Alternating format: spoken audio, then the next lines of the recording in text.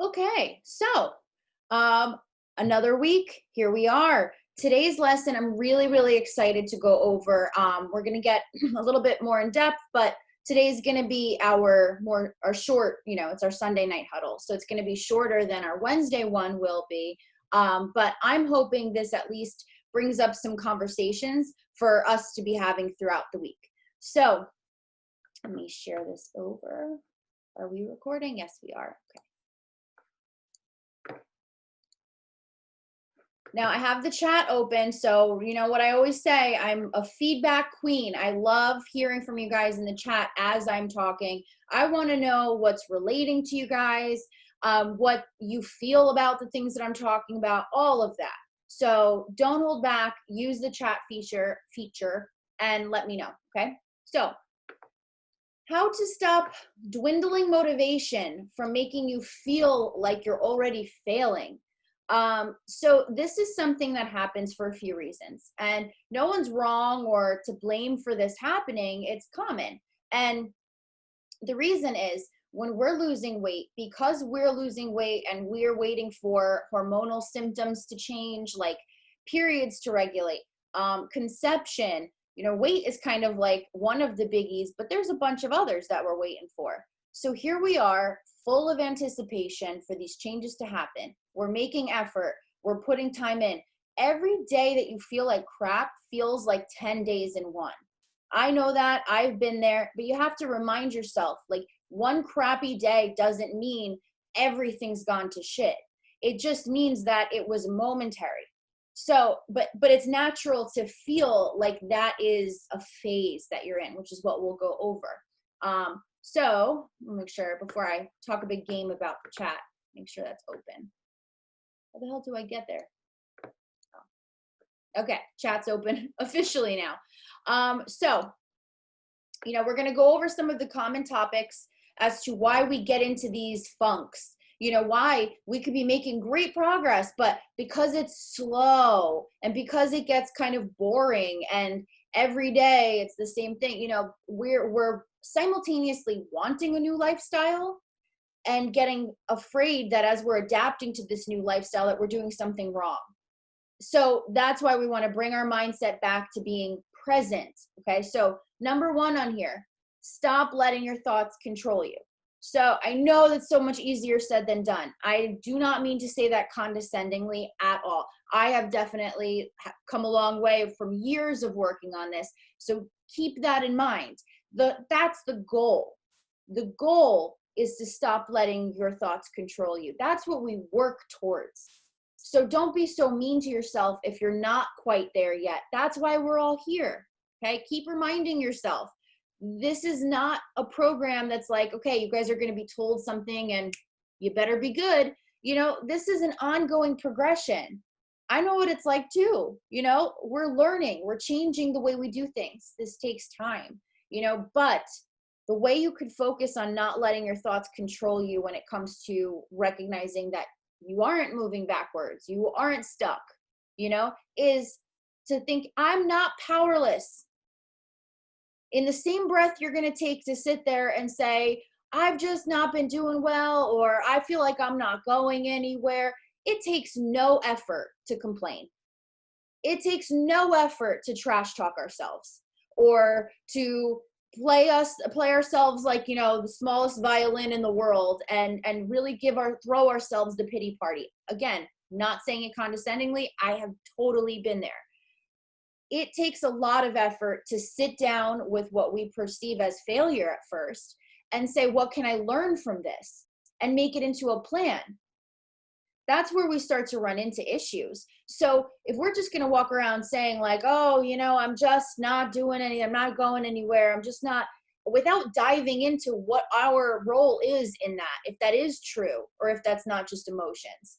If we're not taking responsibility for that, then all we are is walking around and feeling hopeless when really it's within our hands to do something about it. Okay. So stop shutting down. And obviously that empty ass chat. What do you guys, before I move on, I want to know, what do you guys think about that last point there?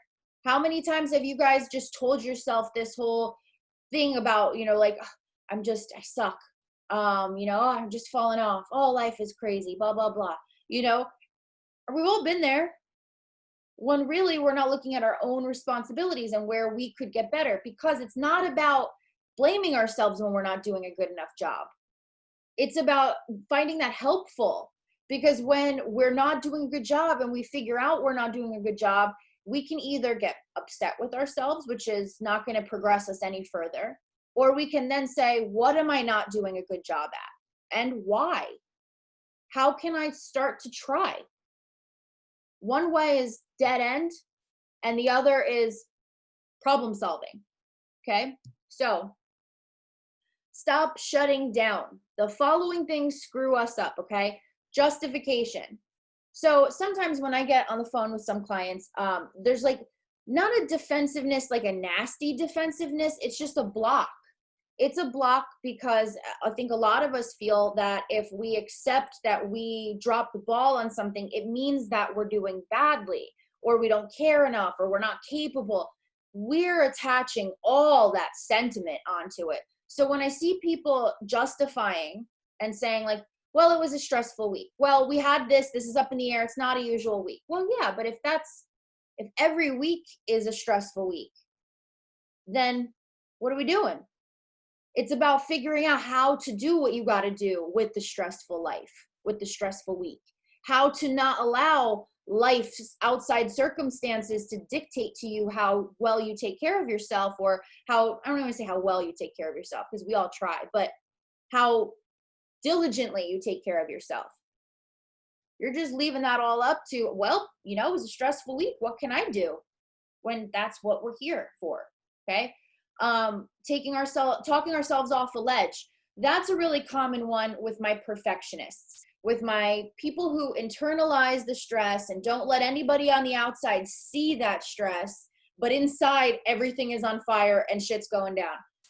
The talking yourself off a ledge are the people who you want to ask them what's wrong, right? What's the problem? What's the holdup? Why couldn't, what made it hard for you to stick to your baby step?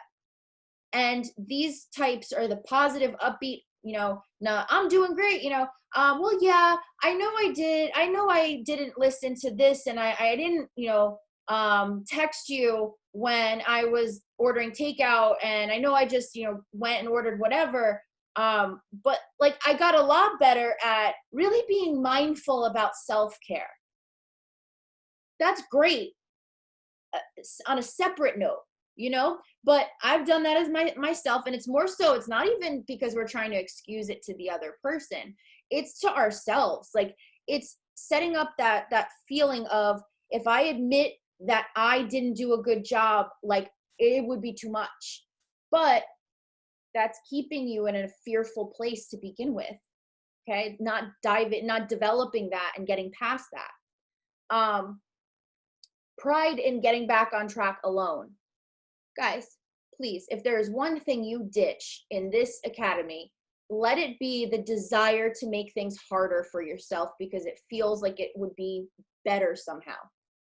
We do oh my God, the years I wasted chasing things that felt difficult because I thought that they were motivating. They were never motivating. They were distracting. So if you're carrying around this false sense of pride of, I'm going to do it myself, I'm going to know exactly what to do. Why waste your valuable time and time feeling like crap because you don't want to say like, okay, I need to fix this. I need assistance. Why? What do you benefit if you fix it yourself in twice the time, or if you fix it with assistance in half the time? So don't let your own punishment for yourself not being perfect make you feel a false sense of pride in reaching out to say, I know we've gone over this a million times. I just want to go back over it one more time, because it's never going to come from me. It's never going to come from Meryl that, you should just get it by now and this shouldn't be an issue, blah, blah, blah. That's not what it is. Repetition is what makes people experts. You think I learned this once and I just know how to live? Oh my God, I have had so many stumbling moments that turned into lessons. They're a great thing. Okay. Wasting time not getting assistance has to be I mean, basically both the same. But if I hear, you know, I should have texted you, like, I know I should have texted you. I say this with the utmost love. I want to shake people when I hear this because I want to be like, yeah, you should have. Not because, again, not because you suck and you dropped the ball or anything like that, but because it's time that we could have spent working. It's time that you didn't have to spend feeling like crap, you know? And that makes me sad for my clients that feel like having a chaotic life or having, you know, demanding kids or an unsupportive spouse or anything that gives them such grief in their life, to think that they would feel bad reaching out to me. I hate that. I want to know what's going on. Okay. I want to teach you how to work around these issues.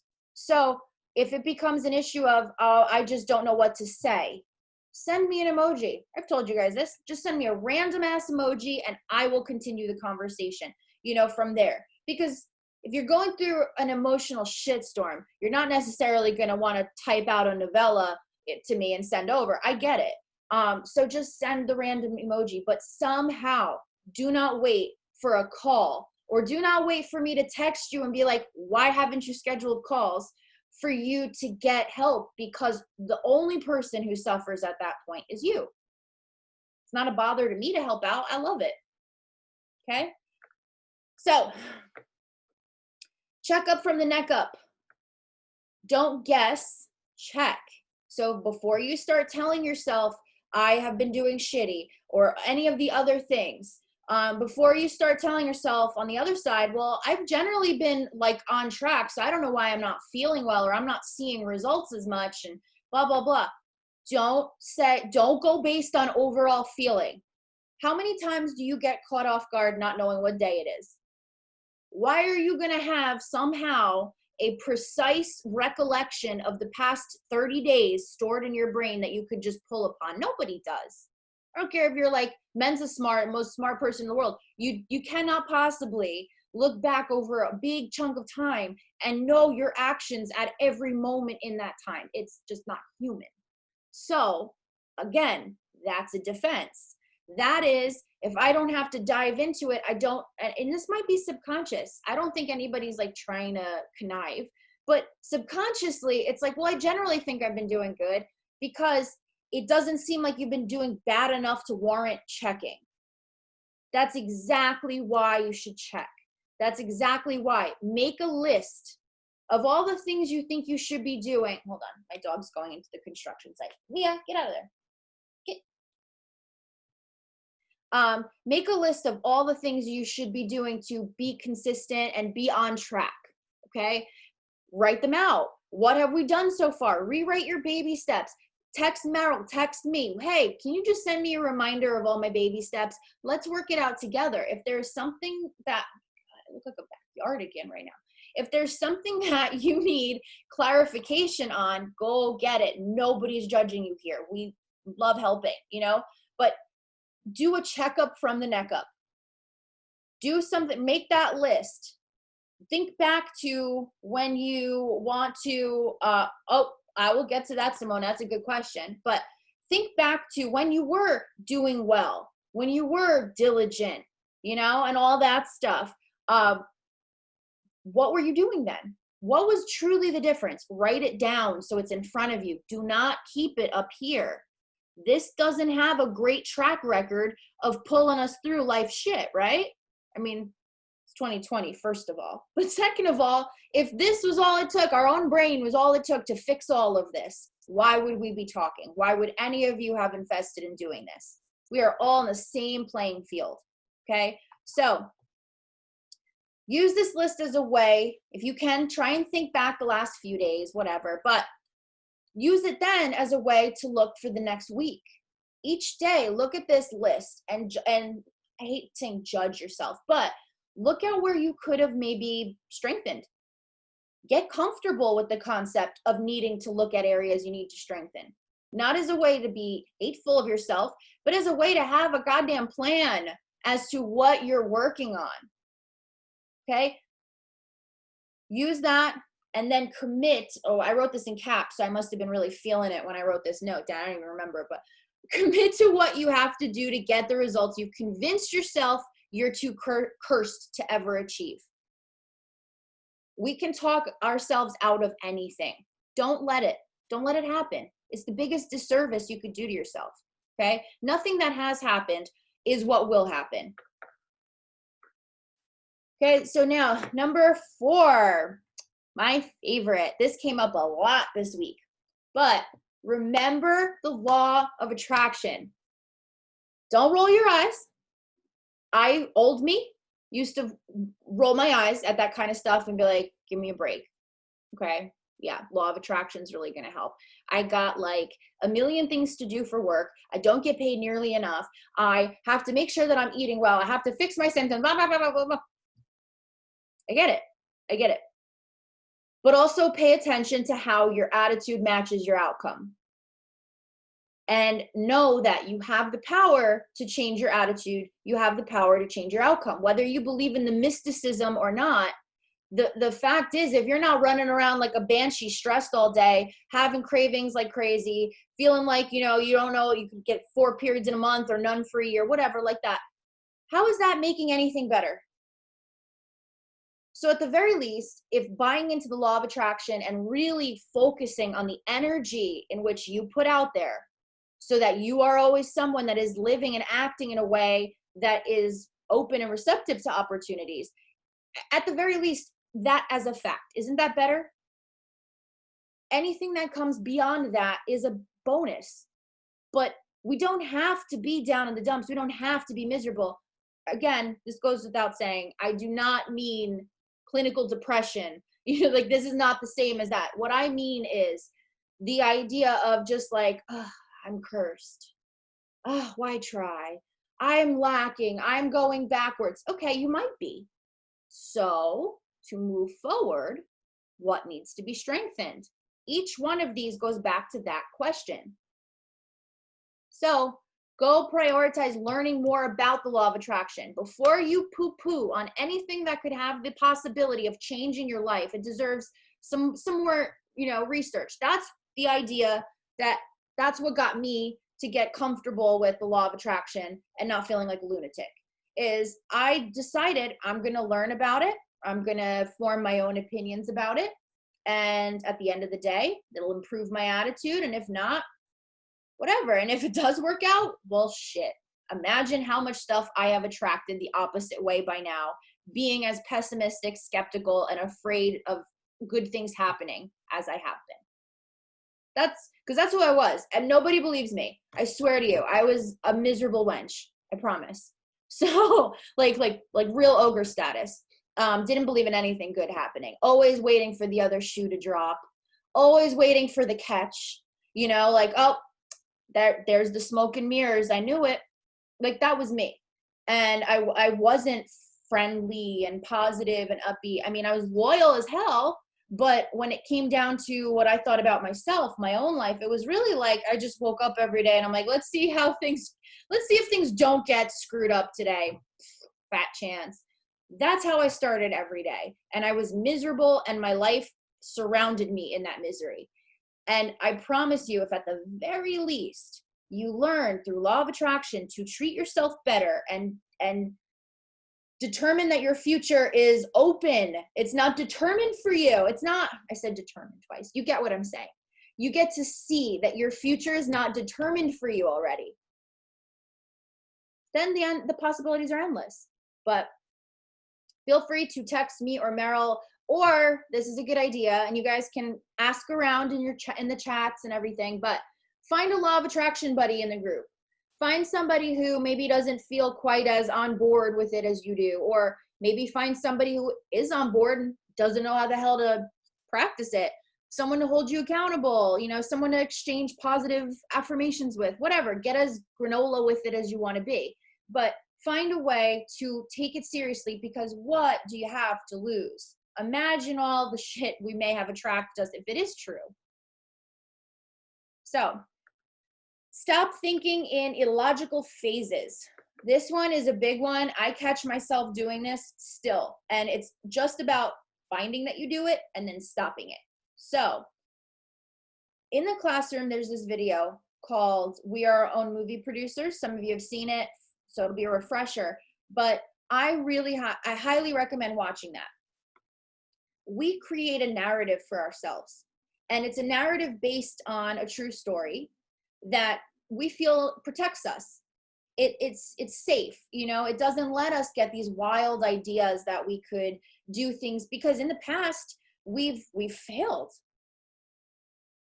So when you go on living like this and you have one worth it moment, and then let's say later on you're looking at the mirror, probably the night of the worth it moment, because of course we're not going to be bloated or anything the first time we're eating gluten in like 2 months, right? So at that night, tell me if this has happened to you guys. You're looking in the mirror and you're like, oh my God, what is that? I thought I was doing better. How long ago was that? Oh, I didn't even catch it. It got this bad. I can't believe, I don't know.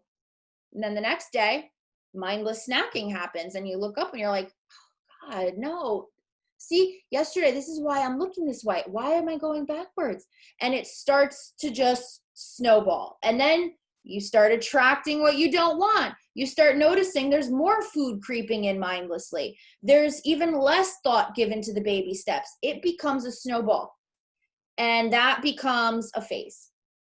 The quicker you can pinpoint that you're starting to conceptualize that this is a phase you've been in and not just one moment, the quicker you can stop it from becoming a phase. But sometimes it takes us going through a phase to realize that. Myself, I had one point I had gained back in the beginning, gained back like 20 pounds at one point.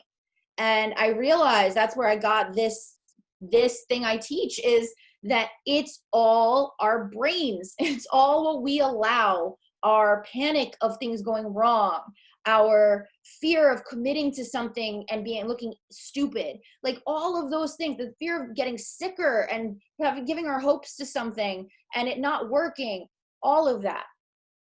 We create the phase that we say we want to avoid. When we do that, when we don't think in action, we think of the past. So stop comparing, like, oh, in the first month I was so much better. Were you? How do you know? Can you go back in time to that first month that you did this program and be like, I was doing great because $10 says that first month you were doing the program. Oh my God, my voice is going. $10 says when you first did when you were doing the first month of the program, that you were freaking out half the time about getting it right, about not screwing up, and that is what you're confusing for being diligent and being good. It's not good just because you were thinking of it more. You can do that. You can start thinking of it more. Once you realize that you need to, like these are the areas, you use the other things we talked about today. You create a list of what you need to do, where you want to improve. You take that responsibility on yourself. Then you don't have to compare. You don't have to worry about, oh my God, I used to be so good. Look at where I've gotten now, blah, blah, blah. You don't have to, because you're not going to have the time to get there. You're going to say, oh, I'm doing it again. All right, back on track. So what do I focus on tomorrow? This, that, this, that. All right, do I have stuff for that? Yes. All right, we're good. Done. Don't confuse the fact that this shit is slow with the fact that this is no longer working. Don't psych yourself into believing plateaus. Everything we do is reason to collect data to establish a problem we want to solve. That's it. Okay? So your action step, before I go back over the chat and hopefully I can have voice long enough to answer, is after this Zoom, make a report card for yourself using this info. Then text me or Meryl or both of us when you have a list, and we can game plan on what we're going to work on first. Okay? Don't create mental roadblocks saying there's no way I can get back to that. Why? Why physically and mentally can you not? Why physically and mentally can you not get past that block and be better than you were before? There's no reason. So Text, text, text. All right. Now let me see what I'm missing here. We'll ride out the rest of this situation. So my thoughts rule my life and keep me down. Up until today, up until the moment you wrote that sentence, that is true. The moment you wrote and posted that sentence, it became a problem to solve, not a fact. And that's the case with everything we do. What if lists overwhelm you and you don't actually stick to them, or you have a lot of trouble sticking to them? I talk myself out of everything. So the list doesn't have to be a list of like, I do boom, boom, boom, boom. The list is more so that when we're in this thought spiral of a period of time, or I have been like, I'm falling off, I'm not doing well, blah, blah, blah. Whenever we are needlessly pitying ourselves or negative, acting like we have no capability to stop what's been happening, that's when you want to just write out the list for yourself in that moment as an exercise. You don't have to go and like follow that list, blah, blah, blah, but use that list as a, okay, so before I tell myself I'm doing shit, let me look at the list and actually know if I'm doing shit at this. Okay. Yeah. So this whole month up until this point has been like that for you. Now that you've established that this is the problem, now you establish the problems that need to be solved. Nobody here is powerless. I am not some magician, you know, I'm not some, I have been given no extra advantages, you know, I still deal with the same crap, you know, like I still have to follow my protocol every day to maintain what my results are and have been.